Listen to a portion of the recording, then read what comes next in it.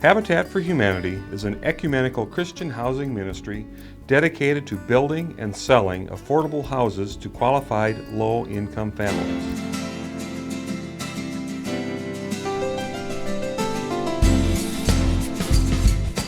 Creating a better habitat in which to live and work.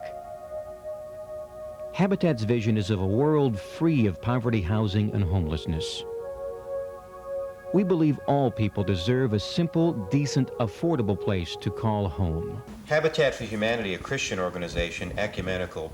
Paula, why? Why are you doing this?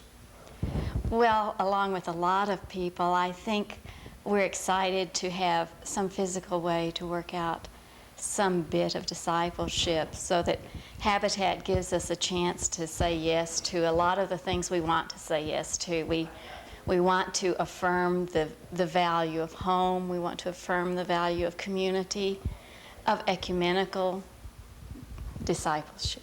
One of the things that struck us when we began to organize Habitat was the support of the community. We had to delay the beginning of the first meeting because more people showed up than we had chairs already set up for. We had good support from the churches, from the financial community, from the community at large, and as a result, Habitat got a good start with a firm foundation. And although it took us, it seemed forever to get affiliated, I think it was much more difficult when we did it than it is now. We eventually became affiliated, and we were able to raise the money to do the first two houses, and then feel confident enough so that we could hire Marty as a full-time person when he had to do all the construction management, raise all the money, get the volunteers organized, and but I think that was all due to the good foundation we had because of the support of the Sioux Falls community. I rather think about ground stirring as what we're doing here today. I think the community has come to understand that we need a unique and refreshing way to do something about the problem. I think today we are spending time playing around in this dirt as human beings trying to say what can we do about the affordable housing problem that we have here in society. Habitat for Humanity is a little bit like that. This idea originated in South Georgia at a Christian community called Koinonia Farm. We started a program there called Partnership Housing. Our idea originally was that we would build simple but good and decent houses for all of the poor families in Americus and Sumter County, Georgia. A member of the trust said that they were holding a meeting. Anyone interested in Habitat for Humanity should come if they're interested in forming a new chapter. I remember going to that meeting, and a bunch of just lay people all talked it up and said, let's do it. Trying to get through, and we looked around to see who we could help, and we found out the requirements for founding a chapter, which I don't remember the exact amount, but we had to have so much money, and we had to have so much committed to a mission project too. I think it was 10%, I may be wrong on that, but 10% of our, what we took in was to be committed to a mission project overseas, I think it was in Mexico.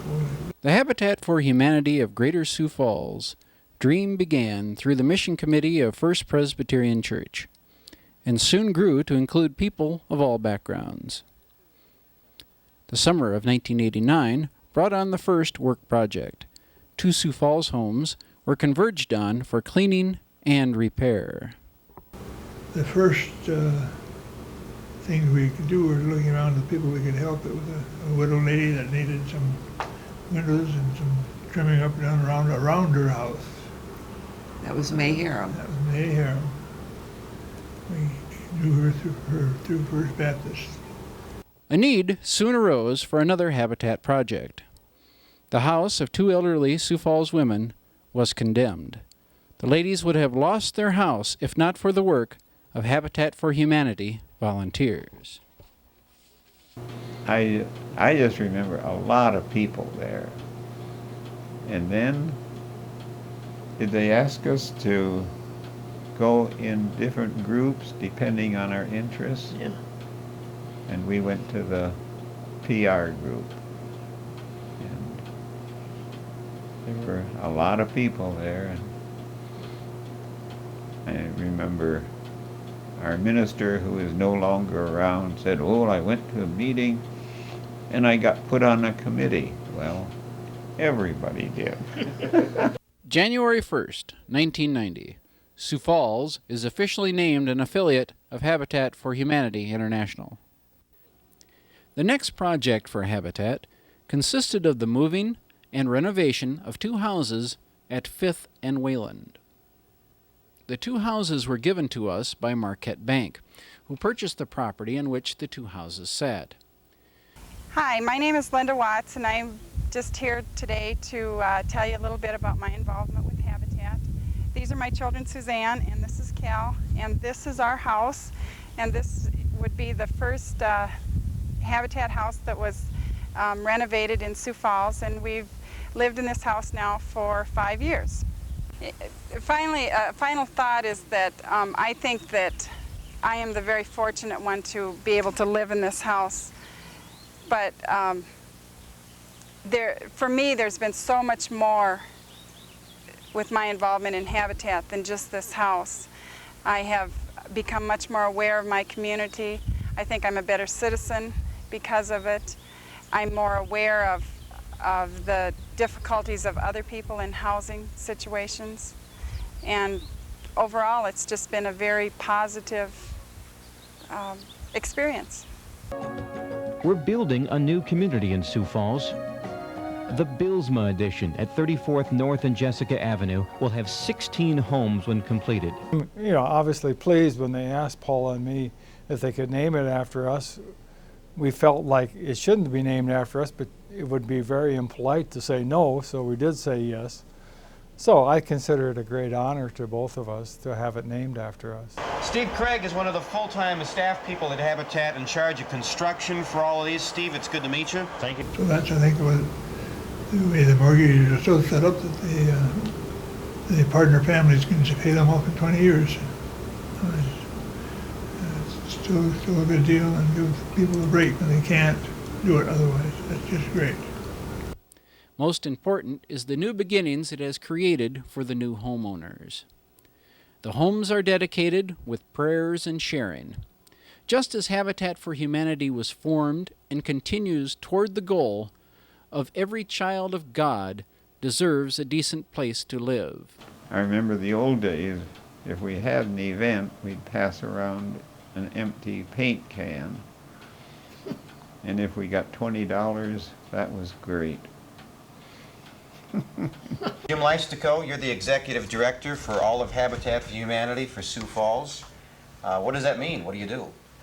Well, it means that as far as the affiliate here in Sioux Falls, that I work in partnership with our board and with all the people that partner with us to try to provide housing for people who couldn't afford it otherwise. One of the things that Habitat says, and it sounds hackneyed, but it's true, is that volunteering helps the volunteers as much as it does the people who are for whom the house is being built. And I think that's important to realize. It's a lot of fun, as well as doing something that's very worthwhile. Would you have anything special to say to family members of Habitat homeowners? Habitat partner families, yes. You were selected from much screening to be worthy of a Habitat house. Treat it well, fulfill your obligation so that others may come along behind you and share in our mission to be recipients of this too. So don't abuse it, use it, but work on with the program. That's the idea. Cooperation among the denominations. I remember, I think there was one woman, it involved Our Savior's Lutheran and one of the Catholic parishes. I've forgotten what denomination she was, but everybody knew what the needs were and went to work. And when I heard that the Sioux Falls Habitat affiliate was looking for an executive director, I just sort of said, well, of course, it makes sense. Wow. So here I am on quite an auspicious occasion. You see, in the end, people are as old as their cynicism and as young as their dreams. And it must be tiring for you to go to colleges and talk to 21-year-old cynics who listen to you, and when they ask you, well, how many houses do you want to build? That's what they always ask. And he says, I've heard him say it, well, I want to go on building houses until every person on the planet has a house to live in with dignity. And they all go, and they think he's just, overstating the case. This little kid believes it. He believes it can happen. And I believe it can happen. And we must believe it can happen. And we must believe in a dream. Early when we started, I remember a member of our church coming up to me and saying, what can building one house at a time do? But she was speaking to me later, and she says, now you've got lots of houses and lots of people. So I think I've been impressed with how many houses have been built, how many people live in them, and we have a restore in town so that with a warehouse so that we can build, so Habitat can build houses, or at least the framework during the winter, so during the summer things will go much more quickly. There's one thing I found out from my work with Habitat, both locally but also nationally and beyond, is that they're about removing obstructions and letting people put their own work and their own ideas and energy together to create something quite incredible. And so, to me, that's why this text ties in. There's also a little bit of leanings of the prodigal son story in here. Build up, prepare the way, remove the obstructions from my people's way. Build up, prepare the way. God is near, God is near, God is here. God is here today. Oh, we're just getting started now. Here we go. Build up, prepare the way, remove the obstructions from my people's way. Build up, prepare the way. God is near, God is here today. I'll do a verse now. Break the chains of injustice.